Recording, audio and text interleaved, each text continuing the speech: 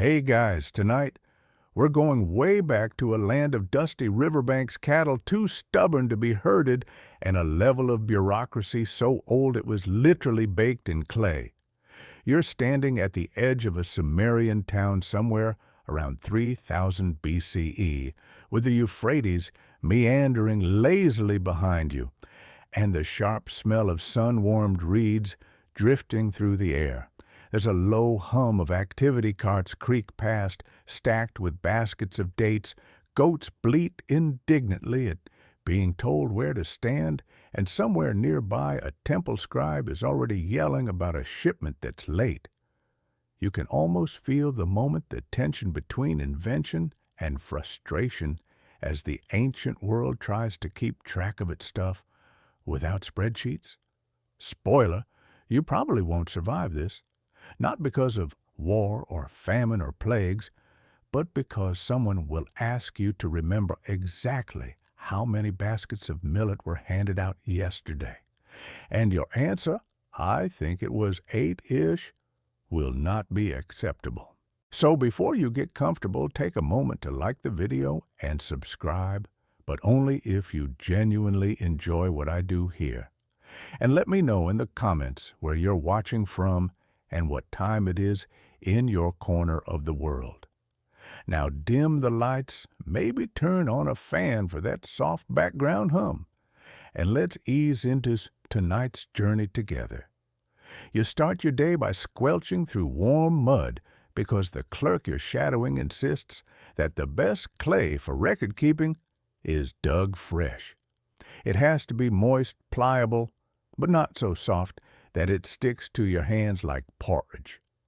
You haul a basket of it back to the scribe's workspace, basically a shaded lean to stacked with drying tablets, styluses, and more snark than any ancient workplace ought to contain.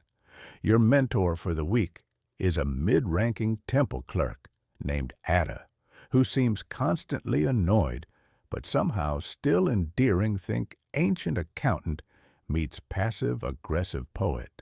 This clay, he grumbles, is at least better than yesterday's. That was frog mud. Everything smudged. You sit beside him as he carves simple symbols into a still damp slab, triangles for grained little wedges, for numbers, a rectangle for a storage room. This one, he says, will remind the goddess that we didn't lose the fish again. Mainstream history tells us that writing, at least in this part of the world, was born not from poetry or literature, but from the need to track stuff. Temples received offerings. Laborers needed rations. Goats wandered off, and receipts were needed. What you're looking at is a kind of proto-inventory system: numbers, and items scratched onto clay, then baked to preserve them. Think of it like your grocery receipt, but heavier and with a faint chance of divine inspection. Ada shows you a shelf of older tablets. One reads like a shopping list: 12 sheep, 3 jars of oil, 10 loaves of barley bread.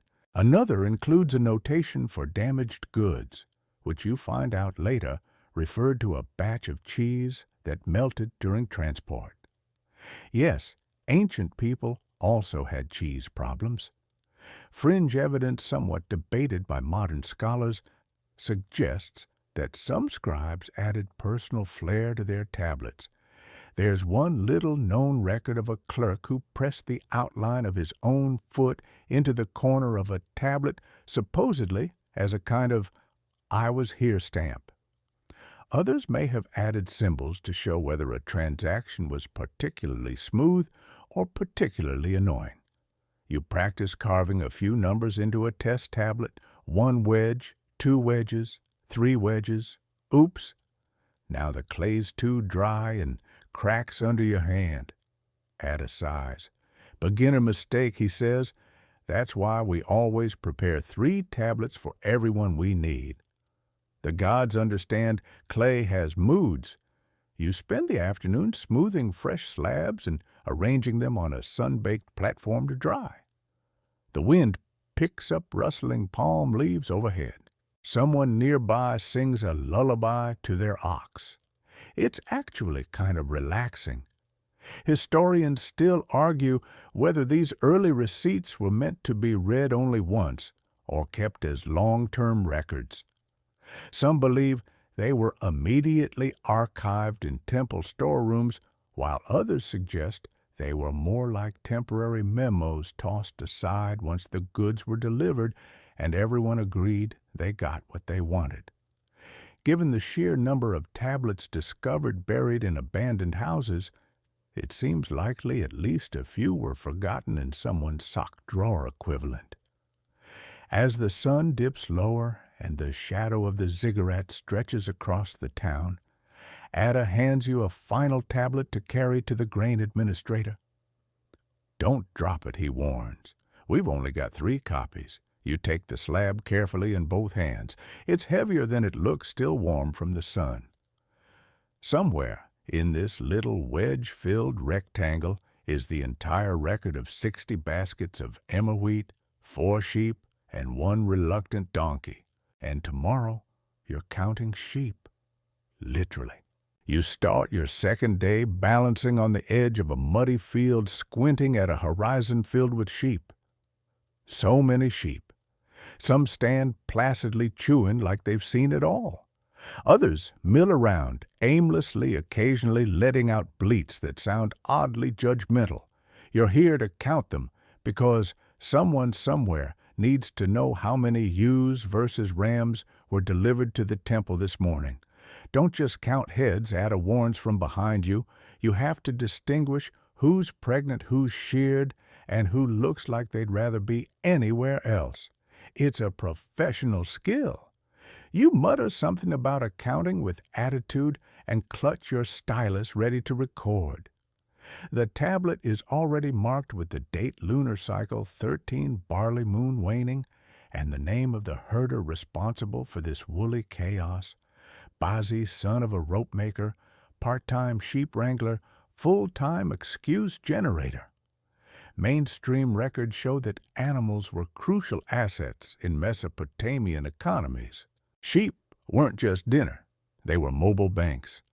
Their wool became textiles. Their meat was bartered, and their offspring were promises of wealth to be. No wonder people wanted a receipt for each one. You begin tallying. 1, 2, 3.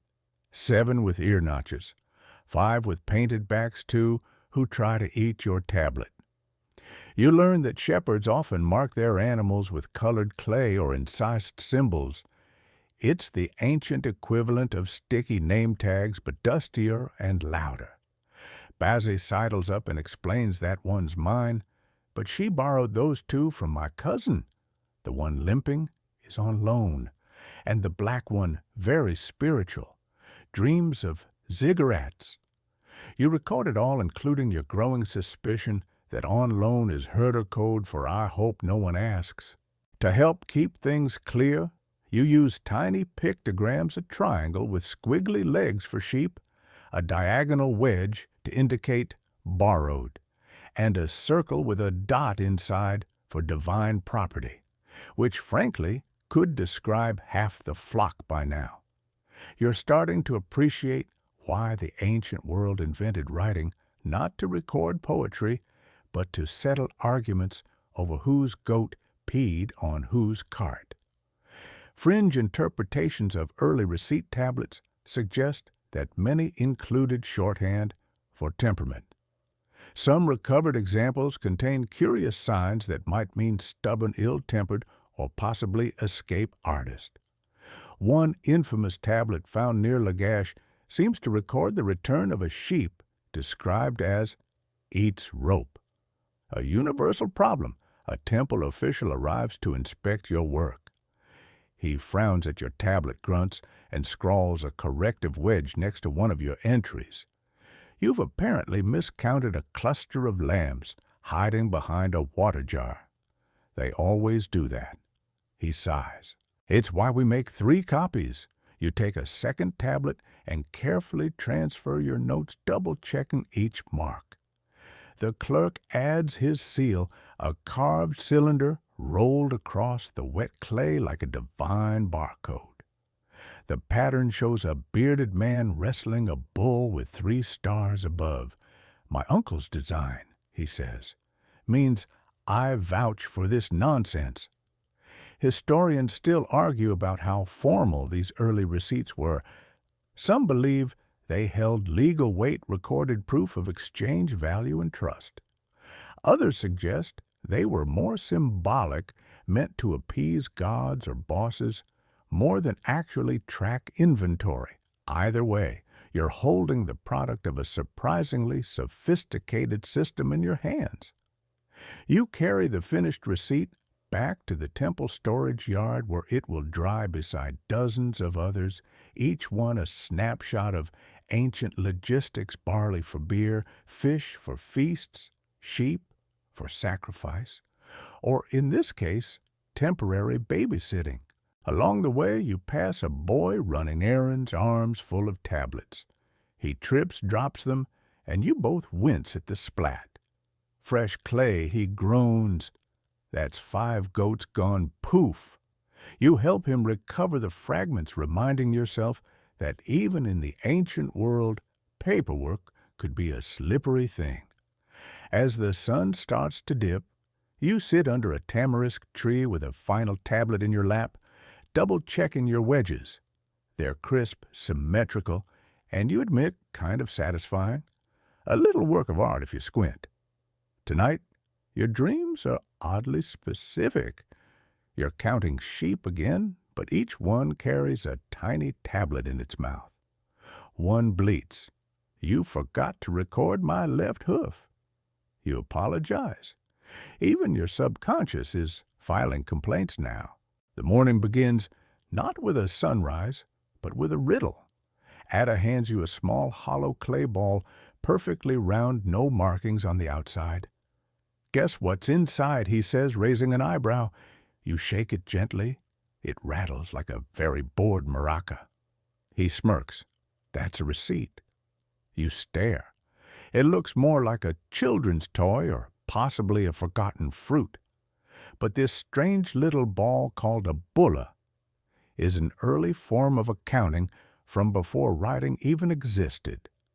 You're about to spend the entire day learning the fine art of putting stuff inside clay.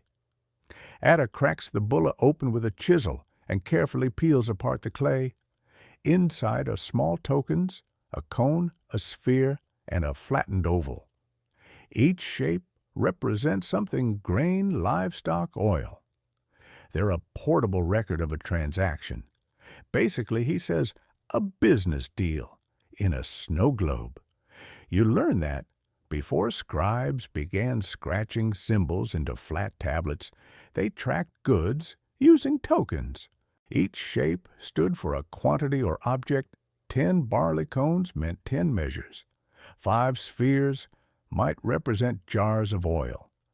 The tokens were sealed in clay to prevent tampering, like a prehistoric envelope.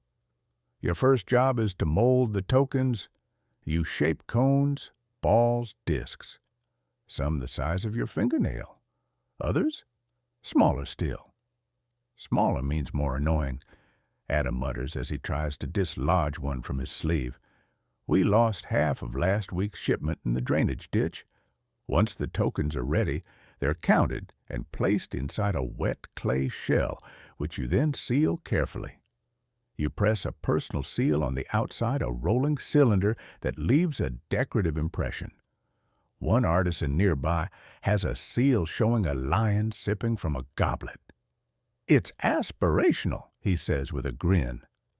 Mainstream archaeologists agree these sealed token balls are the missing link between object counting and written numbers. As trade expanded, people needed a way to prove what had been exchanged, even when the goods were long gone.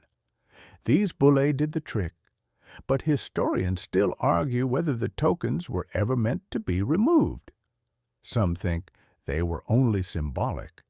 Others believe they were counted on delivery, then broken out and reused.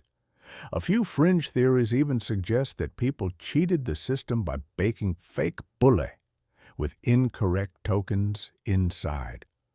One recovered sample was found to contain a pebble and a fishbone, unless that was an elaborate joke. You make your own bulla under Ada's watchful eye, 10 cones for grain, 2 spheres for oil. You seal it and gently roll a seal across the surface.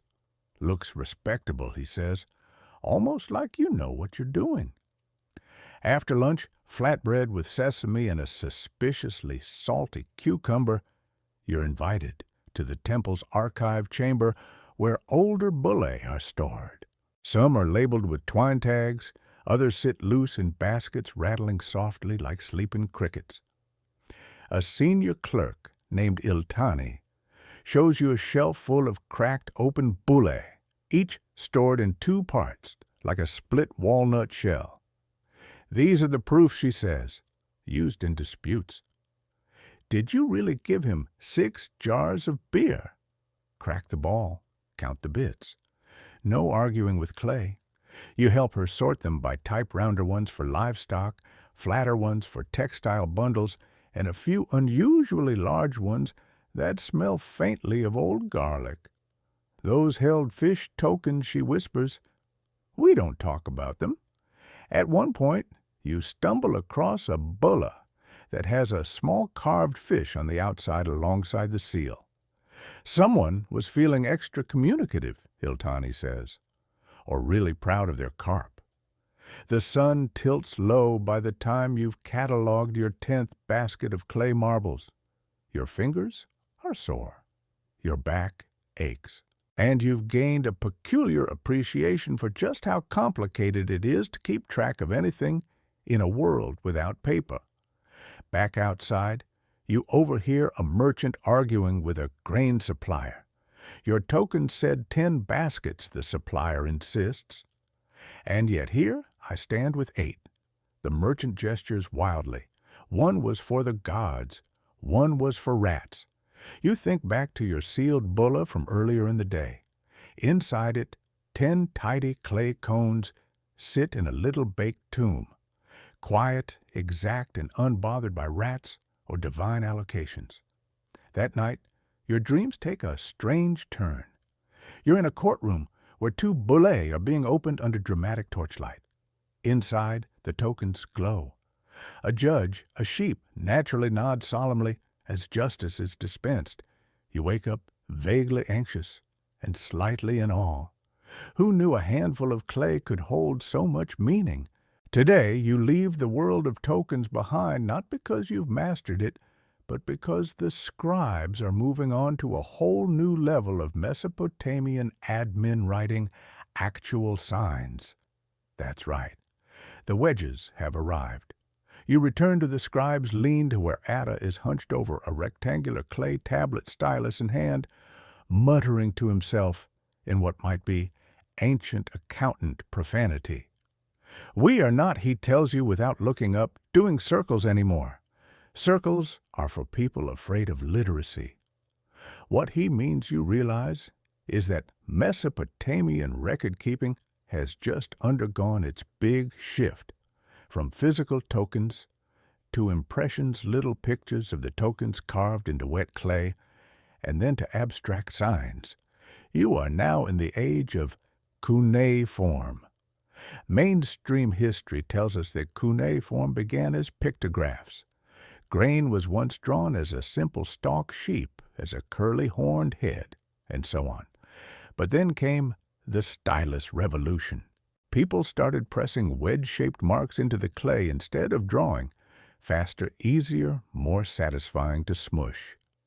Eventually, even the pictures gave way to pure symbols. Ada shows you how to press a reed stylus at different angles to make the basic signs. Downstroke wedge, side jab, gentle twist. You try it.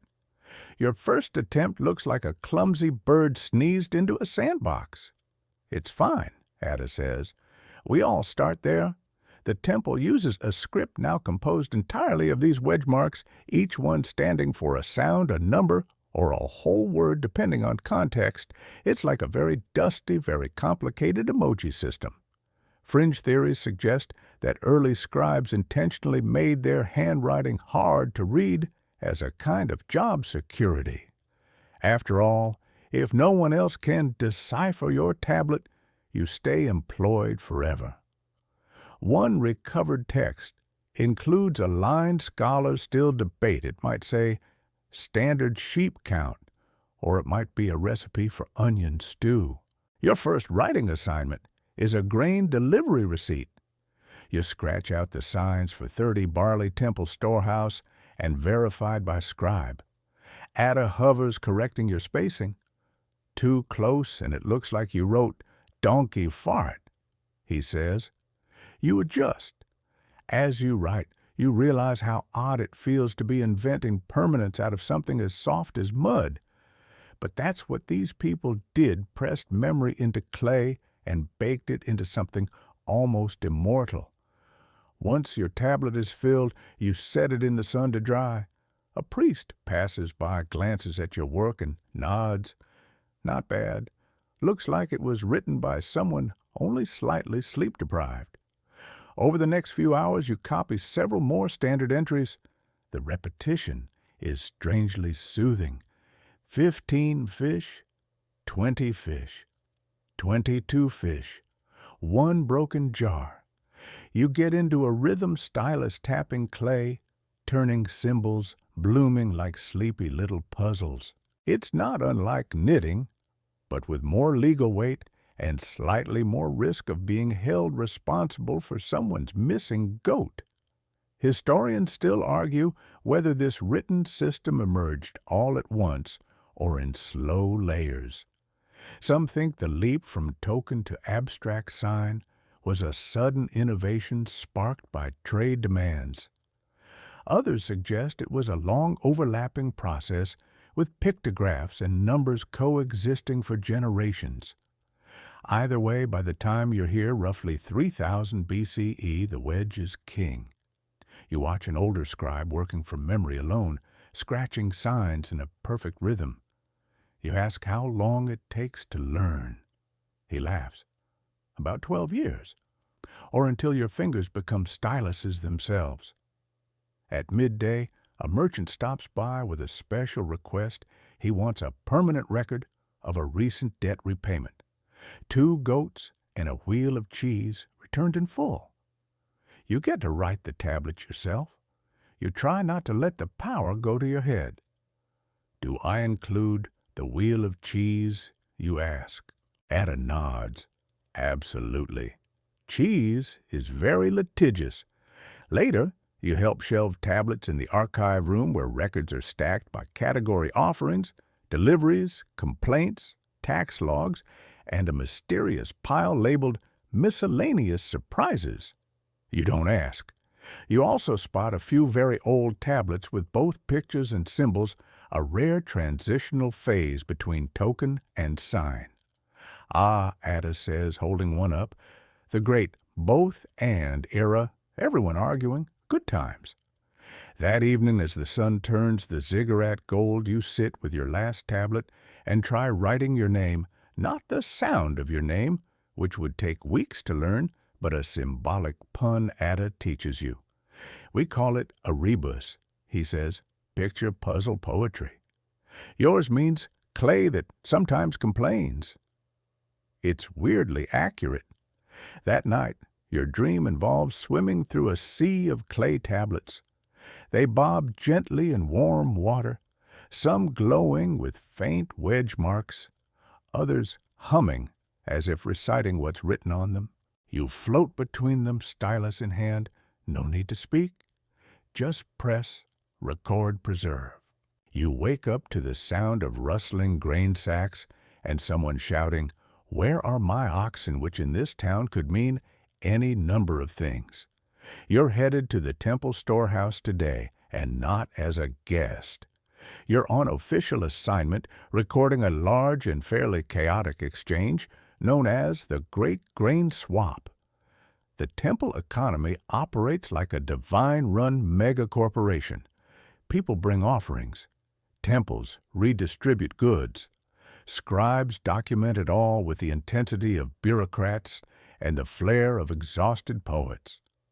Today's transaction involves 20 farmers trading stored grain for items ranging from bronze tools to beer tokens. Your job: make sure the paperwork, that is the tablets, actually reflect what changes hands. You arrive at the granary courtyard, a massive square shaded by reed mats and lined with bins the size of bathtubs. A scribe named Ninurta waves you over. "You're on barley," he says. "Count it, weigh it, wedge it." Mainstream records tell us that the Sumerians were obsessed with grain, not just because it was food, but because it was currency, tax, and sacrament. Barley wasn't just life. It was the measure of life. People paid taxes in it, received rations from it, and recorded births next to its harvest cycle. You start your day watching farmers heave sacks of barley into giant stone troughs. Workers measure out standard unit silla and gur, depending on volume, using carefully shaped containers. You take notes on a damp clay tablet, marking each entry with the transaction date, the amount, and the recipient's name, or when the name is missing a symbol that loosely translates to guy with weird hat. Somewhere in the midst of it all, a man arrives with 2 baskets of barley and an aggressive goose. "Can I exchange this for a bronze plow blade?" he asks. The clerk shrugs. "Depends. Is the goose part of the deal? You write 2 baskets barley, 1 uncertain goose on a fresh tablet just in case." Fringe artifacts from this period include scribble doodles, tiny drawings hidden in tablet margins. One famous example shows a stick figure goose chasing a man with the caption, "Should have stayed home." You can't help but wonder if today's goose is descended from that same vengeful line. The actual swap takes place in a kind of open airline dance. Farmers present their goods at one table, receive tokens at another, and trade those tokens for tools, textiles, or beer vouchers. You trail behind Ninurta as he scrawls wedge after wedge into his tablet. "It's all about balance," he mutters. "Barley out, goods in. If the numbers don't match, someone gets yelled at." You nod like you understand, though your tablet already has a suspicious smudge near one entry. Was it 30 silla or 36? You add a note, double-check, with goose guy. Historians still argue whether these transactions were truly free market exchanges or temple-directed redistributions. Some suggest people had agency in what they received. Others believe most trades were ceremonial, predetermined by temple officials. Either way, someone still has to record that a rope maker swapped 3 baskets of barley for a goat skin and a jug of fish oil. By late afternoon, you're dragging. Clay dust clings to your sleeves. Your stylus hand aches. But you're finally asked to write the final record, a clean, detailed summary of all that changed hands during the great grain swap. You scratch out each entry slowly: 42 gur of barley, redistributed 18 bronze tools, issued 34 jars of oil, 10 textiles, and 1 goose still unaccounted for. You add a final wedge indicating completion, roll your seal across the top, and pass it to Ninurta. He squints. Acceptable. But next time, make your barley wedge pointier. That one looks like a lazy fish. As the crowd disperses and the last of the grain dust settles, you help stack the drying tablets on wooden racks near the kiln. They'll be fired tomorrow and shelved for inspection. One of the temple assistants hands you a small piece of bread and a dried fig. "Bonus ration," she says. You didn't lose any baskets. You sit on a cool step, nibbling your reward and feeling oddly triumphant. You've survived your first major accounting day without dropping a tablet, insulting a merchant, or being bitten by a goose. a solid win. That night, your dreams are thick with soft clay and slow-moving barley. You drift between bins of grain, each one whispering names and numbers. Somewhere, the goose is watching. You arrive at the temple, a little sore, slightly sunburned, and entirely ready for what Ada cheerfully calls a soothing day of ration logs, which you'll soon learn is scribe speak for mild chaos wrapped in numbers. The temple is quiet for now, but the scent of yesterday's barley still lingers in the air, along with something more fermented. Ah, Ada says, sniffing, beer ration day. Mainstream historical records are clear in Mesopotamia. Beer wasn't just a recreational beverage, it was an essential staple. Workers were paid in grain, yes, but often in beer too. The gods got incense, the bricklayers got buzzed. You head to the storeroom annex, where dozens of clay tablets are being updated with daily distributions.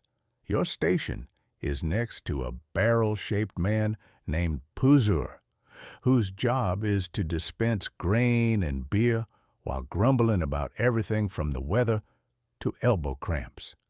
People want exact rations, he says, but they never bring exact containers. He's right.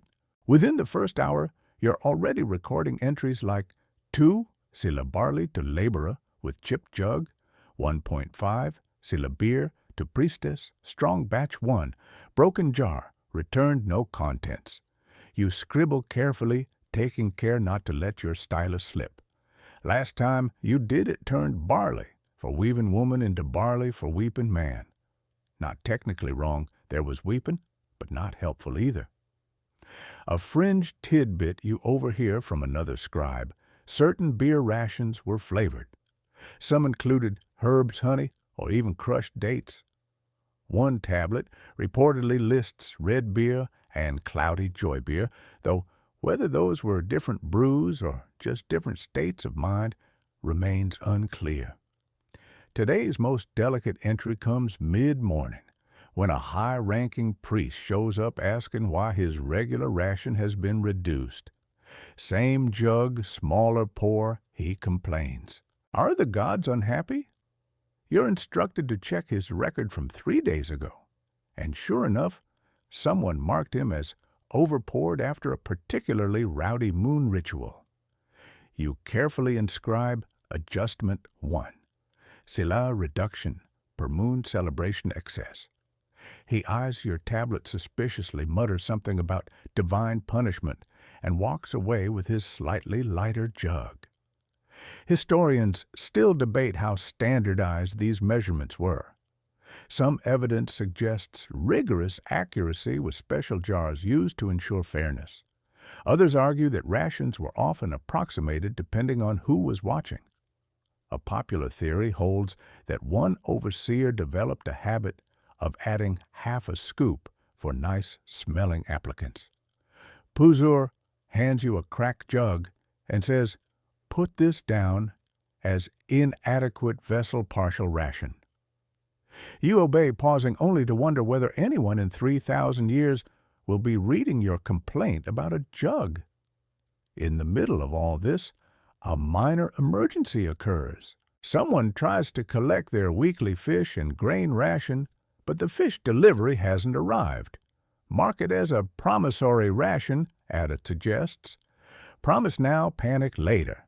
You carve a small fish symbol next to the recipient's name, along with a wedge signifying to be fulfilled. You've just issued your first back-order tablet. Congratulations. By late afternoon, the line thins out. You review the master ration tablet, a glorious grid of wedges, curves, and symbols denoting beer strength, grain quantity, and recipient behavior. One line even includes a cheeky note, "Laborer Bazi 3 sila barley arrived late again." You squint. Is this the Bazi sheep counting Bazi? Ada nods. Yes, still late, still annoying. You file the tablet with the others stacked neatly in the temple's low stone shelves. Some will be baked tomorrow, others stored as is for short-term reference.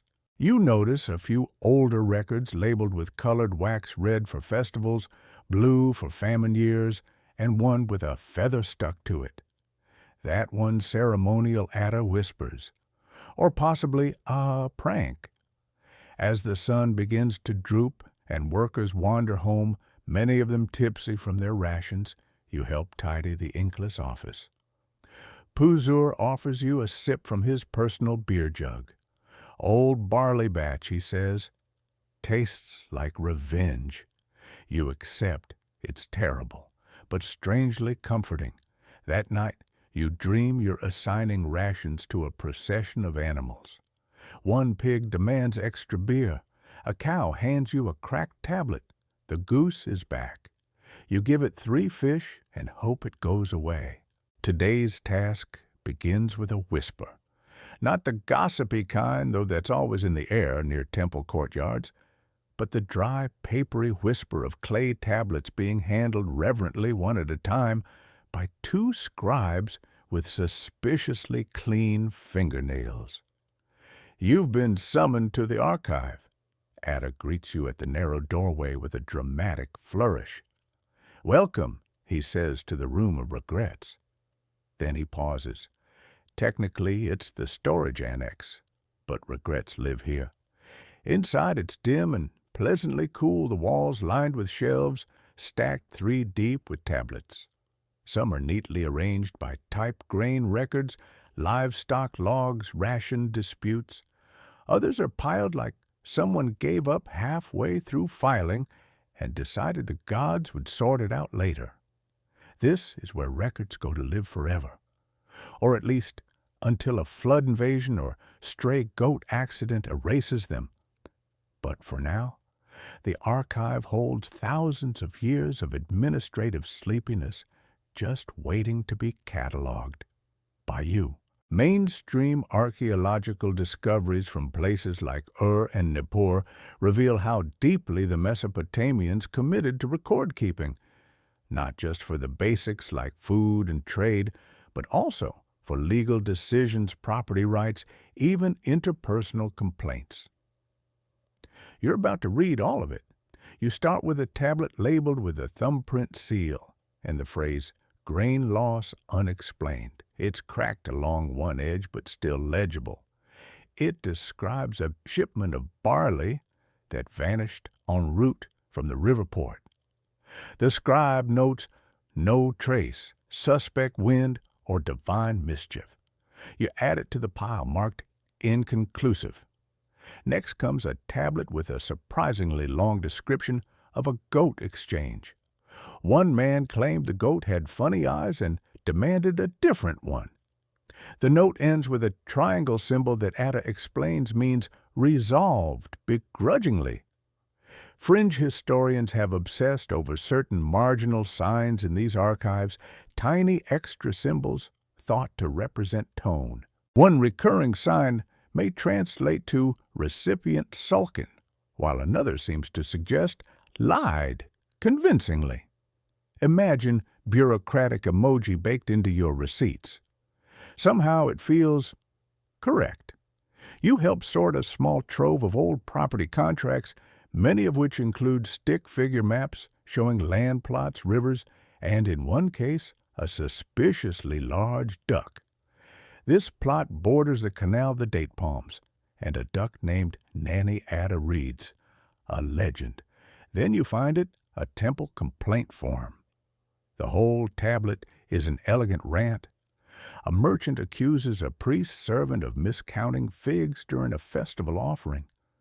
The numbers are all there, but so is a description of the accused tall with bad sandals, smelled of fish. The complaint ends with, "If this happens again, I will withhold my incense." Historians still argue how much everyday people trusted temple archives.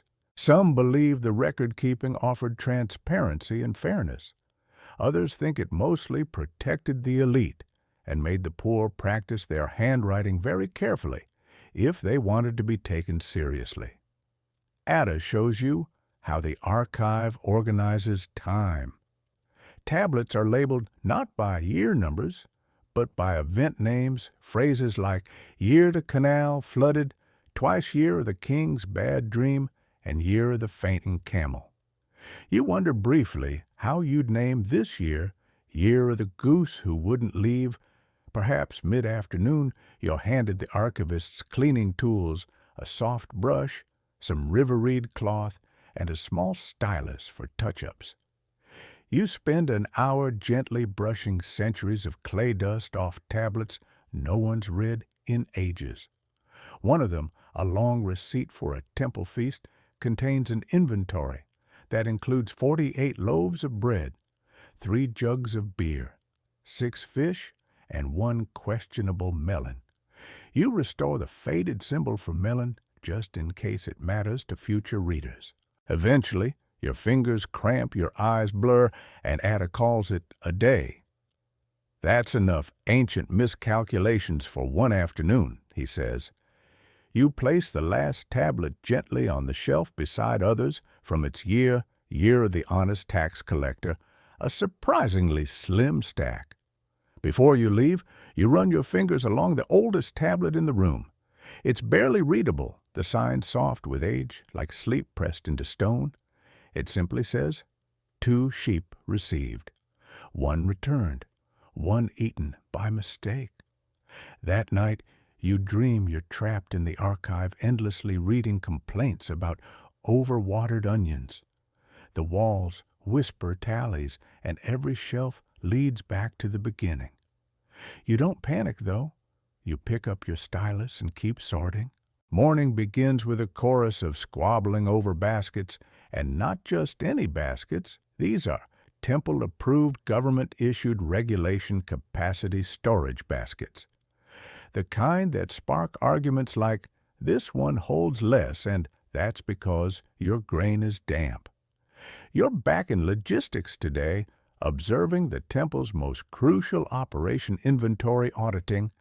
Nothing strikes fear into the heart of a delivery clerk like a surprise audit, and Ada is practically glowing with anticipation. We count everything he tells you, and we trust no one. It's very therapeutic. You follow him into the temple warehouse, a high-ceilinged mud brick space, smelling of sun-warmed dates, drying fish, and mildly suspicious oil. Barley sacks are stacked to shoulder height. Clay jars are tagged with pictographs. There's a table with what appears to be a complete toolkit, chisel, styluses, measuring ropes, and a wooden scoop that looks vaguely accusatory. Mainstream evidence from Mesopotamian archives shows just how much attention these people gave to storing and recounting supplies. Temples functioned not only as religious centers, but also as economic hubs, stocking, storing, and lending out commodities like grain, beer, textiles, and sometimes even livestock. Accuracy wasn't just good practice, it was sacred order. You begin with the grain. A senior scribe calls out the count from each container while you record it on a fresh clay tablet. Ada double-checks your symbols, reminding you that the sign for sila, a measure of volume, must not look like the sign for piglet, unless you want to start a scandal. You dutifully wedge in each quantity, bin 452, sila barley, bin 761, sila millet bin 9, faint odor, probable weevils. That last one gets a special mark. Ada calls it the wedge. Historians still argue whether audits like these were proactive or reactive. Did temples check inventory regularly, or only when something went obviously wrong? Some evidence supports both. The frequent discovery of tablets labeled emergency recount suggests a mix of planning and, well, panic. Your next assignment, textile stock. You enter a dim, dry chamber lined with clay jars and cedar racks. Neatly folded linen sheets sit beside tougher wool bolts. A scribe reads the tally aloud while you note 8 bolts dyed indigo, 6 temple robes, frayed, and 1 missing sash, probably stolen by a goose. That last part is a joke. Probably. Fringe theories abound about temple textiles. One tablet from suggests certain garments were embroidered with lucky symbols or assigned to specific priests based on zodiac signs. Another tablet appears to record a dispute over the shade of white used in ceremonial tunics too. Cloud, not enough moon. You peek at the older records. Some entries are breathtakingly mundane. One linen tunic lost to mildew. Woolen headdress returned smelling of onions. Storage jar cracked contents, redistributed blame unclear. After lunch, a reed-wrapped snack you hope was cheese, you're introduced to the final test of the day, the livestock log. The temple maintains a modest herd of goats and sheep in a courtyard behind the storehouse. Each animal is tagged with a small clay pendant around its neck, stamped with its ID, a clever, jangly system you can't help but admire. Ada hands you a waxed tablet with last month's numbers. Now we see who's missing, who's multiplied, and who's faking injuries for sympathy feed. You move through the herd, slowly counting, comparing, recording. Goat 14, present ornery sheep 3B. Now has twins bonus, goat 22 tag, says silent, currently screaming. You scribble diligently, only stopping when you trip over a sleeping lamb that smells strongly of yesterday's fish oil rations. You apologize. It bleats once and rolls over. One of the priests asks for a full tally by nightfall. You quickly finish your log and transfer the key numbers to a formal tablet, pressing your personal seal at the bottom. You're even entrusted with shelving it in the official audit vault, a cool clay-walled room filled with thousands of similar records each, the result of someone's long, dusty afternoon. As the sun lowers over the ziggurat's western face, Ada pats your shoulder. Well, he says we didn't lose too many goats. That's what we call a balanced day.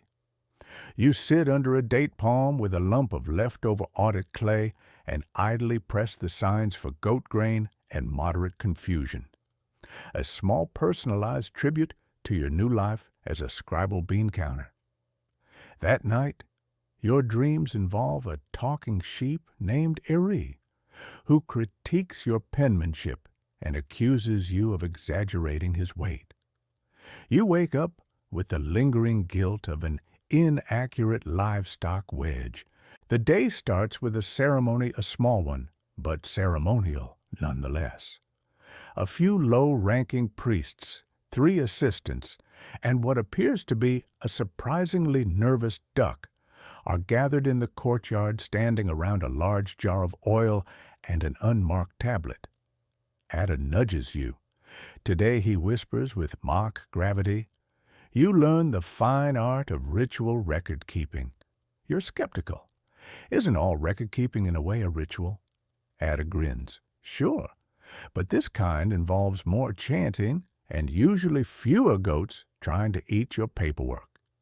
You take your place on a reed mat near the priest's stylus at the ready. The ceremony honors a minor harvest spirit, something to do with date palms and river winds. The priests chant, anoint the jar with oil, and then begin passing around votive offerings, small tokens made of clay, copper, and even one carved ivory figurine of a squirrel or possibly a lizard wearing a hat. It's hard to tell. Your job is to document it all, who offered what, how much, and to whom it was supposedly given. You quickly learn that gods don't sign receipts. But humans certainly do. Mainstream historians note that Mesopotamian temples kept meticulous logs of offerings, whether from farmers, merchants, or royal agents. These records ensured that nothing went missing en route to the divine. And yes, there were occasional audits to verify the gods were receiving what they were due. Your tablet begins to fill 1 jar date syrup from fisherman Nebo, 2 copper rings from Weaver's Guild, 1 figurine identity, unclear, possibly divine rodent. Each item is marked with a brief description, the donor's seal, and a ritual phrase that translates loosely to "May the gods remember this, but not too closely." Fringe scholars have uncovered offering tablets that include tiny postscript notes, commentary from the scribe themselves. One rather bold example ends with, "He says it's gold." It is not. Another simply reads, "Donor was sweaty." Midway through the ceremony, a dispute arises over the placement of a garland. One priest insists it must face the east. Another says north, because last year's east-facing garland led to bugs. You quietly record the garland angle as undecided pending divine signs. Then comes the moment of inscription, the ritual seal. You're handed a cylinder seal carved with an image of a lion devouring what might be a date or an extremely unhappy melon. Roll it across the bottom, the priest instructs, so the gods see we mean it. The seal makes a clear, crisp impression, your cleanest yet. Add a whistle softly. That's temple-grade clarity right there. Historians still argue whether these rituals were primarily religious or more about social coordination. Did people really believe their offerings changed the gods' moods? Or was it more about proving status, generosity, or good bookkeeping? Either way, the rituals created a shared sense of order. Everyone had a role, even if that role was quietly record the angle of a slightly wilting garland. After the ceremony, you help inventory the collected offerings, most of which are stored in sealed jars and tagged baskets. Some are redistributed later. Others burned, buried, or displayed on small shrines for a limited engagement before vanishing into temple vaults. You're shown a hidden chamber, cool and incense-scented, where particularly symbolic or rare items are stored. Inside, you spot a carved obsidian beetle, an elaborate reed mat depicting a fish riding a chariot, and a small bowl. With the inscription offered during flood still smells weird. The head archivist lets you copy a master inventory tablet, an honor usually reserved for full scribes. You carefully wedge in each item, double-checking the symbols for amulet, garland, perfume jar, and the ever-popular object of unknown purpose. You resist the urge to label everything as the latter. As the sun dips low, casting long golden shadows through the columns, you place the completed tablet on the ritual shelf. The priest nods. "The gods have received it," he says, "and if they haven't, the paperwork says they did." Back in the scribe's hut, Ada offers you a tiny cup of weak beer and a dried fig. "You survived your first offering day," he says. "Tomorrow, livestock blessings," which involve actual livestock and more shouting. You not already imagining the sheep with opinions. That night, you dream of cylinder seals rolling endlessly across wet clay. Each impression whispers a blessing or maybe a complaint. Somewhere in the dark, a figurine winks at you. You've barely finished chewing your morning barley cake when a temple boy rushes in, panting eyes wide. "Livestock blessing," he gasps. "3 oxen, 2 sheep, and a—" He glances around and lowers his voice. "A donkey with personality." Ada sighs. "You're in luck," he tells you. Today, we combine sacred ritual and aggressive barnyard energy. Bring a clean tablet. You follow a small procession winding its way toward the southern courtyard, where the animals have been assembled under a shady reed awning. Priests in ceremonial linen are busy sprinkling water, muttering incantations, and trying not to get stepped on. You settle beside a folding writing board, stylus in hand. Your task document the blessing rites, including animal descriptions, owner names, and most crucially, the purpose of each blessing. Mesopotamians didn't just pray for general prosperity. They had specific divine requests: fertility, strength, obedience, and occasionally, no more biting. Mainstream texts support this practice. Cattle, goats, sheep, and even donkeys were blessed before harvests, military campaigns, or important journeys. Animals were vital assets, and getting the gods on their side was seen as wise, especially when oxen had moods. The first blessing is for a pair of sleek brown oxen who seem completely unbothered by the ceremony. The priest sprinkles water mixed with wine chants to Enlil and circles them 3 times. You wedge in owner kudur animals. 2. Oxen calm. Purpose: strong plowing, long life, 0 trampling incidents. The second blessing involves 2 woolly sheep presented by a nervous merchant who whispers, "I think the left one's cursed." The priest hums over it a little longer than usual. You note, owner unnamed merchant animals. 2 sheep. Purpose: safe lambing, mild temperament. Notes: left sheep suspicious. Fringe records from the temple archives suggest that some animals were offered extra blessings for a small donation. One ancient receipt reads, "Additional grain poor donkey now, under double protection." You wonder if such insurance policies ever actually worked. Then comes the donkey. It arrives already braying. Its mane is tied with flowers, which it immediately tries to eat. Its owner bows dramatically and declares, "This donkey will carry my wife to her mother's house for the New Year festival. We would like her to survive the journey."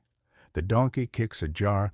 You carefully write, "Owners, Zama animal, 1 donkey, dramatic purpose, safe transport, no biting, minimal detours." Priests comment, "I will try." Historians still argue whether these blessings had legal weight or were purely symbolic. Some tablets suggest that animals receiving official rights were later exempt from certain taxes, or at least treated with a little more respect at the market. Others think the rituals were mostly performative. Either way, the donkey gets its sprinkle of sacred water and a small biscuit. After the formal blessings, you're invited to observe the lesser-known part of the process, recording the blessing receipts. Yes, even blessings have paperwork. Each owner receives a small clay slip with the key symbols, animal type, date, blessing, purpose, priest initials, and a generic statement like, "May the gods guide your goat." You hand these out like divine parking permits. Ada laughs as one priest tries to wedge peaceful temperament into a space meant for plowing strength. "It's always a formatting issue," he says, "even with blessings." You help file the official copies in the temple archive. The donkey's blessing, somewhat longer than usual, requires 2 tablets and a postscript. If donkey misbehaves again, consider alternative transport, possibly camel. The rest of the day is filled with minor rituals: a bird smudging ceremony, a cat dedication which ends with the cat escaping, and one very confused turtle brought in by a child who claims it whispers. By sunset, the courtyard is quiet again. The donkey is gone, presumably to begin its sacred journey, and the priests are reclining near the basin, sipping weak date wine. You set your stylus down and flex your cramping fingers. Ada leans over. "You've just written your first ritual livestock dossier. Tomorrow we return to accounting. But today, you recorded the turtle whisperer. Not bad." That night, your dreams involve a council of animals, each one reading from its own clay tablet, arguing about proper blessing protocol. The sheep wants more incense. The donkey demands a new biscuit clause. You float above them, stylus poised desperately, trying to spell mild temperament. You're back in the temple office today, surrounded by half-dry tablets, worn styluses, and a slightly bitter pot of barley tea. Ada greets you with a look of cautious excitement. "We've been assigned a special project," he says. "Old debt tablets, settlement cases, disputes over livestock land, the occasional marriage cow." You blink. "Marriage cow." He waves it off. "You'll see. This section of the archives isn't open to just anyone. These tablets represent people's personal dramas, disagreements that outlived their original owners but were too juicy to discard. You're here to help transcribe and reorganize them into a newer index. It's like gossip," Ada explains, "but formal and legally binding." Mainstream records show that Mesopotamian legal disputes were often resolved through temple mediation, with scribes documenting every exchange property, disagreements, wage conflicts, inheritance troubles, and yes, arguments over cows given in marriage negotiations that later proved disappointing. You start with a simple debt case. A man named Ira borrowed 10 shekels of silver from a merchant for unspecified trade endeavors. 4 years later, he's repaid half in barley. The tablet reads, "Remaining debt. 5 shekels, agreed repayment. 3 goats and 1 clay bathtub. Deadline, 2nd moon of barley harvest." Note, merchant seemed skeptical. Then you read one labeled, "Missing dowry brother. Blames goats." The summary includes the following: bride price paid, 1 cow. 2 bolts of linen. Cow reportedly wandered off. En route, groom's brother claims divine interference. Bride's family demands 2nd cow. Outcome compromise, reached goat included.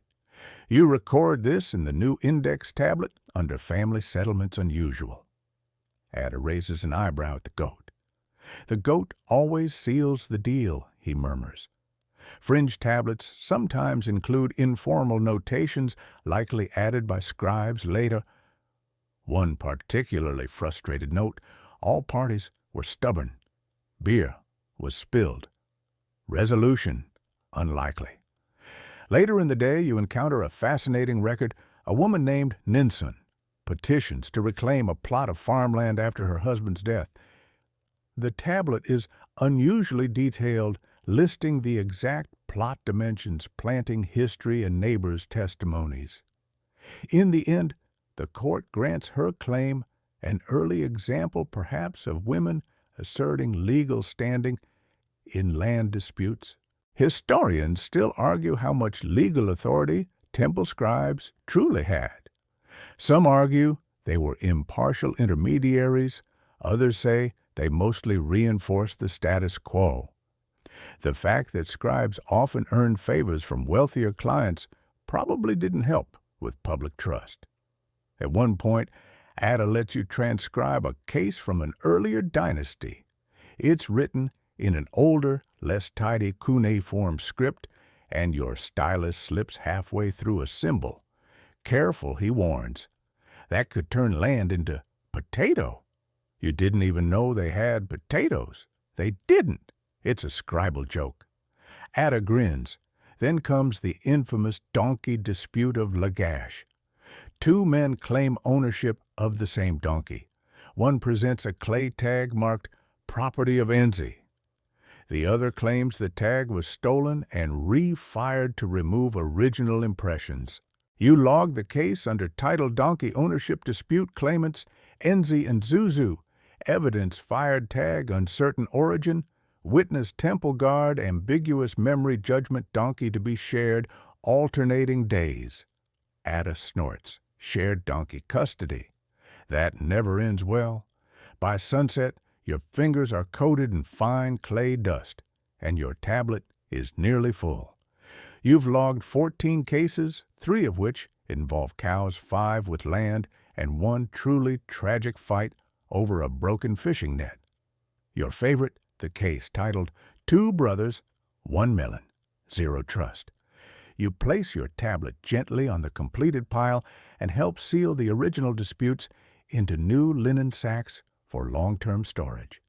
The smell of old reed and faded wax fills the air. As you leave the chamber, Ada claps you on the back. People think history's all kings and conquests, he says. But really, it's goats, melons, and borrowed bathtubs. That night, you dream you're on trial trying to defend a melon as fairly shared. The judge is a cow. The court scribe is a goose. You appeal, but the records are already drying. By now you've grown comfortable with the rhythm of temple life, the subtle shuffle of sandals on sun-warmed stone, the distant splash of someone half-heartedly scrubbing a ceremonial basin, and the whisper of clay tablets being turned like pages of a very heavy, extremely permanent book. Today, Ada greets you with a smile. "Time to leave the temple," he says. "Just for a bit. We're going into the city." You pause. "For errands." "For inspiration," he replies, "and maybe a very specific kind of bread." You follow him down the bustling lane that leads out of the temple complex. The city is already stirring vendors, shouting half-heartedly about figs, children chasing chickens, and one man offering slightly bruised olives at deeply spiritual prices. Your mission today: observe urban scribal life. Because while the temple may be the grand archive of divine transactions, the city buzzes with its own network of record-keeping ledgers in merchant stalls, marriage logs at the town square, and that one man who insists on carving his poetry into leftover roof tiles. Mainstream archaeological evidence supports the idea that scribes weren't just religious bureaucrats, they were everywhere. Contracts, loans, trades, disputes, inventories, love letters, and occasionally deeply unflattering political commentary. All of it had to be written down. Your first stop is a brewer's stall. The woman behind the counter gestures to 2 half-buried jugs and a battered tablet. This one, she says, pointing, was brewed under a full moon. Strong. This one was blessed by a passing priest. Slightly stronger. He only stayed for a sip. You read her tablet aloud. 6 jugs sold to fishmonger. 2 jugs spilled, sandal incident. 1 jug withheld due to frog. You help her copy it onto a neater version she's planning to display it, hoping the frog part draws more customers. Next, you visit a butcher's stall. His tablet includes an elaborate meat ledger, carefully noting goat ribs, fresh sheep tongue, rare cow heart, claimed by a priest. No explanation. He's added a personal flair to his entries, tiny wedge marks in the corners that he says represent luck. Ada leans in and whispers, "That's not how luck works, but don't tell him." You pause to admire the public notice wall near the city square. It's a rough plaster board with embedded clay slips, temporary messages like "Potter wanted marriage contract, needs witness," and "Whoever borrowed my ladder, return it or I'll curse it." Fringe historians argue whether this wall system functioned like a proto-news feed or public message board. One scholar insists it was also used for matchmaking. Another says it mostly generated arguments about misplaced tools. Nearby, a man is copying a poem onto a piece of clay roof tile. He says it's for his lover, though Ada reads it and grimaces. That metaphor about onions is bold. You keep walking. Next stop, the spice cellar. She shows you a ledger that includes 4 measures: coriander, 2 measures, cumin, traded for glass beads. 1 complaint beetles in Anna's sack, refused refund. She sighs. People expect perfection. I'm just one woman with a very determined beetle problem. You help her add a new transaction trading fenugreek for goose feathers of all things. I use them for brushing out sand, she explains, and for writing angry letters when needed. By mid-afternoon, you've seen 8 different ledgers, all wildly different in tone and shape. Some use traditional tablet forms, others experiment with odd shapes, curved edges, circular plaques, even a triangular wedge that keeps rolling off the table. Historians still debate the purpose of these non-standard tablets. Were they artistic expression, market competition, or just people having fun with shapes? One theory suggests a merchant invented round receipts so customers would remember to bring them back. They didn't. Ada points out a small stall tucked between a rope vendor and a melon cart. The sign says, "Copying done while you wait." The scribe here looks about 12 years old, but works with the practiced speed of someone who's seen too many contracts for goat rentals.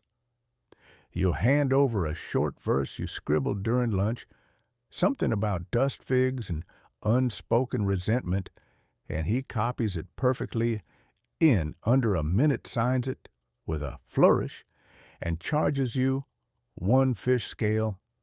By the time you return to the temple, your tablet pouch is bulging with samples. Ada lays them out like precious treasures. A brewery ledger, a marriage notice, one tablet labeled "Inventory of Curses, Mild to Spicy," and a beautifully embossed market contract with a doodle of what might be a dancing sheep. That night, you lie on your mat under the open courtyard sky, listening to distant sounds of city life winding down, a flute in the distance, laughter near the granary. Somewhere someone is still complaining about that ladder.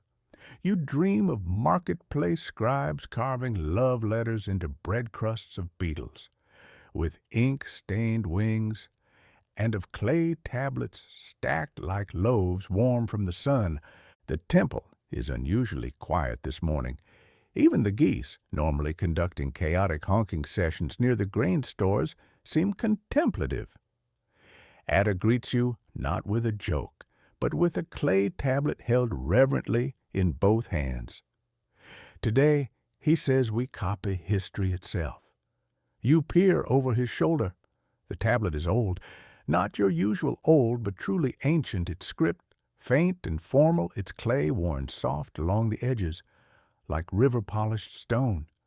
A thin line of reed ink runs around the border, a marker of archival importance.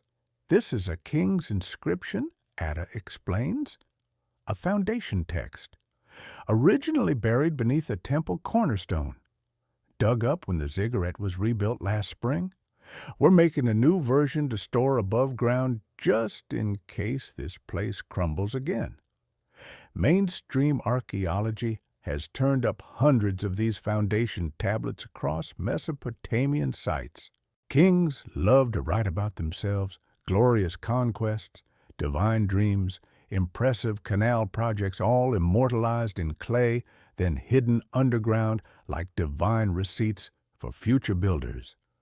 You take your seat at the scribal bench, roll your shoulders, and begin copying. The inscription begins as all royal texts do, with extreme confidence. I, Ur-Nammu, mighty king of Sumer and Akkad builder of temples, friend of Enlil. You wedge each symbol slowly, carefully matching the archaic style as best you can. It's like trying to mimic someone else's handwriting using a twig and a block of fudge. The king brags of victory's irrigation canals, a new set of temple stairs with slip-proof grooves, and a particularly wide street he named after himself. The next section shifts tone. It lists offerings made to the gods during the temple's construction, 30 sheep, some fragrant 6 oxen, no visible injuries. 9 jars date wine-sealed, 1 musician included for atmosphere. Fringe historians argue about the musician entry. Some claim it refers to an actual person. Others believe it was a symbolic offering, a performance, rather than a sacrifice. No clear answer exists, but many point out that musical offerings show up again and again in royal inscriptions, especially those tied to building projects. Ada reads over your shoulder. "Careful with that sign," he mutters. "You just turned Enlil into eel skin. The gods will notice." You correct it quickly. The next section describes an omen, a bright star spotted over the temple during construction. The king takes it as a divine thumbs up. Historians still debate whether this was a real astronomical event or retroactive myth-making. Either way, the story gets recorded. Then comes a curse. Most foundation tablets include a warning for future generations. If someone dares move or destroy the temple, may the gods erase their name, ruin their crops, and send an army of stinging insects after their livestock. This one is no exception. May the destroyer of this temple be eaten by his own grain bins, and may his goats forget him. Ada whistles. That's poetic. You wedge it in faithfully, resisting the urge to doodle a goat. After several hours, you complete the copy. The final line reads, "Let it be known to all who come after, I built this for the gods, not for glory, except a little." You and Ada fire the tablet together in the temple's small kiln, letting the clay harden, while the scent of baked earth drifts upward like incense. You both sit quietly for a while, watching the surface darken and crackle gently. Then Ada pulls out another old tablet. Now he says, "We copy something less royal." He hands you a personal letter found decades ago during a temple restoration and carefully preserved. It begins, "To my cousin, regarding the borrowed stool." You raise an eyebrow. "Hey, Ada says every stool matters." You copy the letter. "Stool was lent 6 moons ago. Not returned, despite reminder. Cousin's goat has now chewed leg of replacement stool. Letter concludes, you owe me wood, and possibly justice." Historians still argue whether these informal letters were meant to be archived or just accidentally preserved. Some suggest they reveal more about daily Mesopotamian life than any king's boast. And really isn't stool justice just as sacred? That evening, your royal copy tablet is placed in a sealed shelf beside dozens like it. The king's name is preserved again, and again, and again. The cousin stool letter goes into the domestic record's mildly passive-aggressive bin.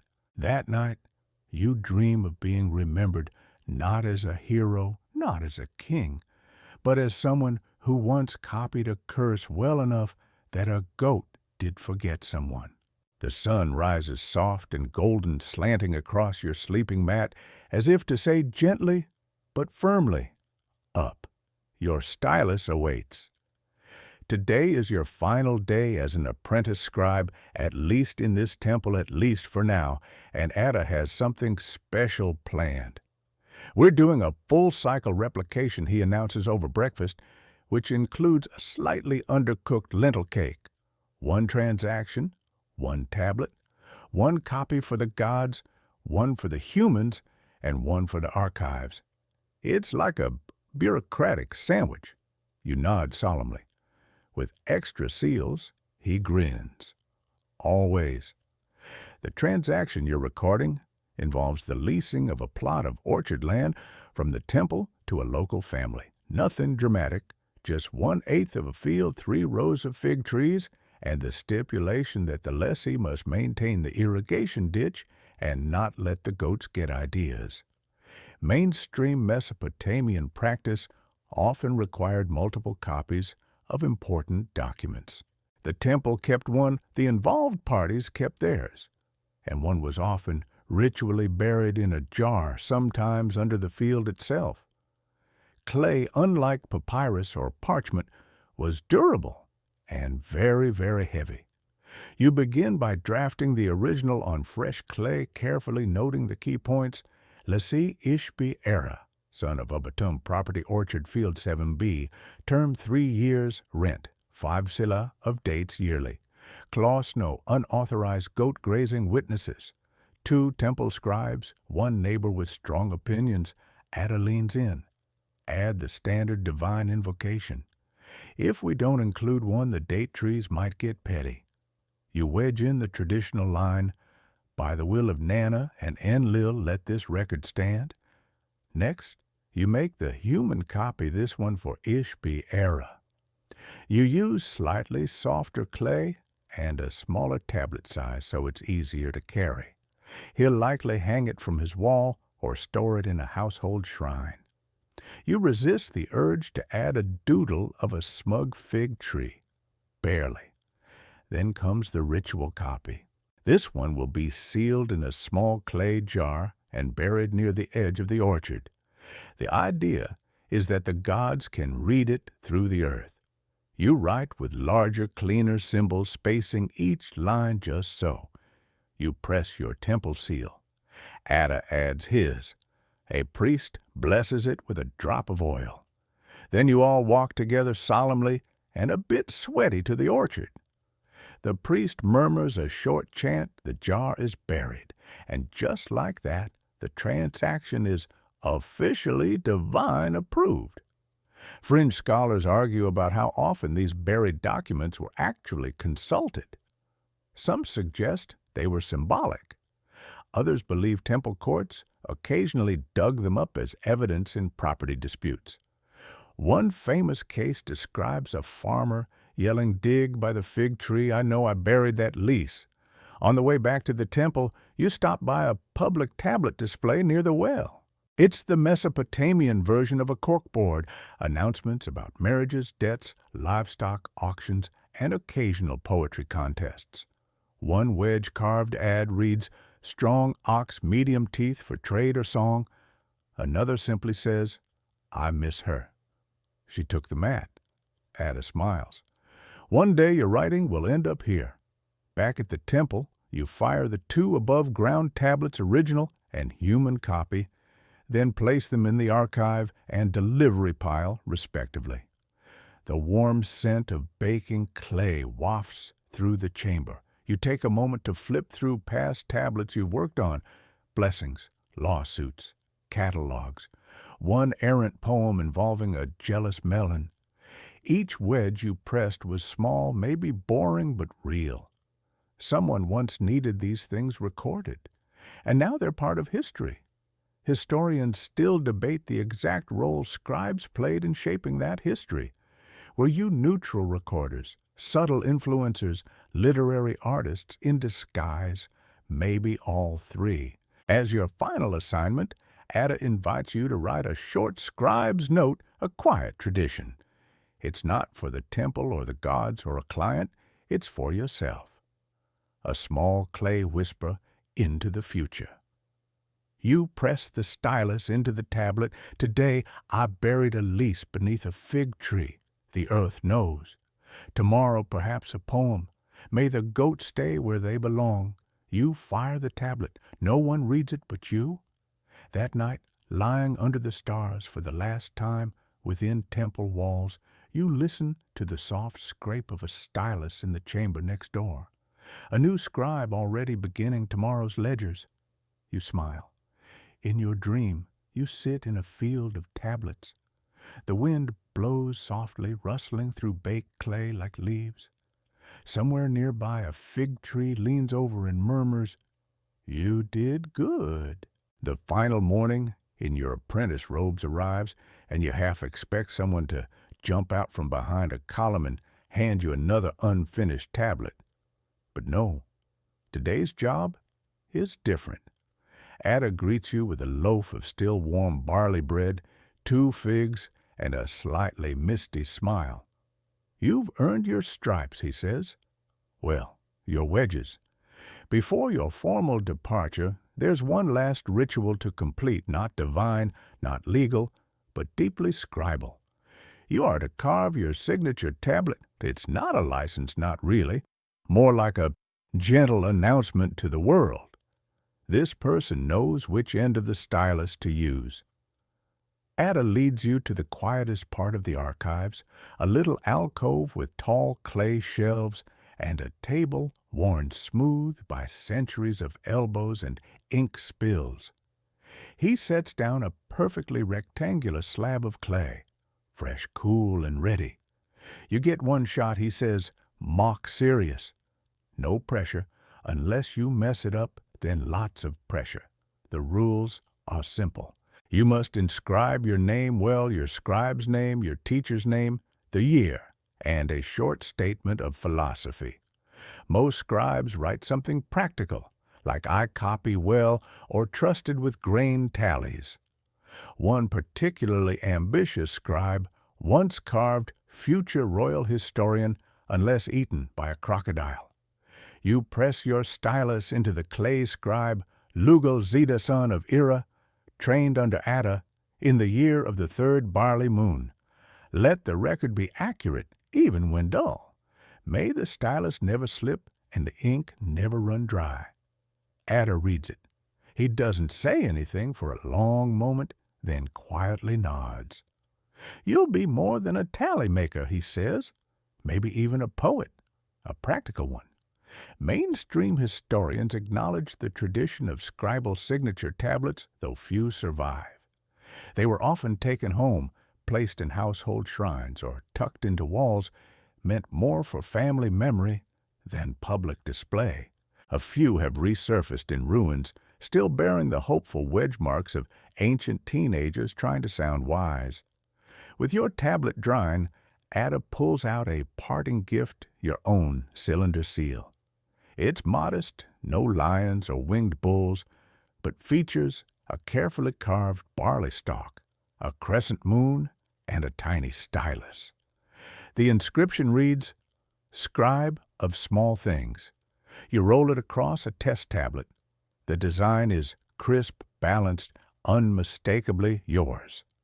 Fringe archaeologists argue about whether personal seals carried hidden meanings. Some claim the crescent moon symbolized night-riding scribes who preferred to work by oil lamp when the city was quiet. Others say it was just trendy. Either way, yours looks excellent in the soft afternoon light. As part of your farewell, the temple lets you choose one archived tablet to copy purely for joy. You select a folk tale, something about a man who gets tricked by his own talking goat. The moral is unclear, but the goat's sarcasm is legendary. You wedge it out line by line, laughing quietly at the goat's parting remark. Next time, try listening before milking. Later, you join the others in the courtyard for a final meal. Flatbread olives, a touch of fig syrup. Someone brings out an old reed flute. The melody is sleepy, full of dust and sunlight. You say goodbye to the records hall, to the shaded corner where you first learned to roll seals without smudging to the bench, where you once inscribed a whole sentence upside down and pretended it was experimental. You leave your sandals at the temple threshold. New ones await on the road. That night, under a star-brushed sky, you walk toward the outskirts of the city tablet pouch, swinging gently at your side. The wind rustles the reeds along the canal. Somewhere nearby, someone is recording grain tallies while a goat bleats in protest. You are no longer an apprentice. You are a scribe. And now the lamps have gone out. The temple is quiet. The clay tablets cool and sleeping wait on their shelves like dreaming stones. Your stylus rests beside your pillow, just in case, of course, but it will not be needed tonight. Not for lists or ledgers or curious goats who forget their place in the orchard. Out in the dark, the breeze carries the scent of warm clay and distant figs. The city sighs in its sleep. Somewhere a donkey dreams of biscuits, and someone rolls over on a mat, murmuring a name long recorded and long forgotten. You've spent the day tracing wedge marks made thousands of years ago, marks that once stood for people, promises lost, arguments over borrowed furniture. And in doing so, you've become part of that same gentle continuity. Quiet voices carried forward by clay, one line at a time. Let the scribes rest now. Let the ink dry. Let the styluses sleep. You are safe here in this soft world of dust and stories. The fig trees will keep watch. The stars will write nothing more tonight. Breathe in, breathe out. Let the quiet be your parchment now.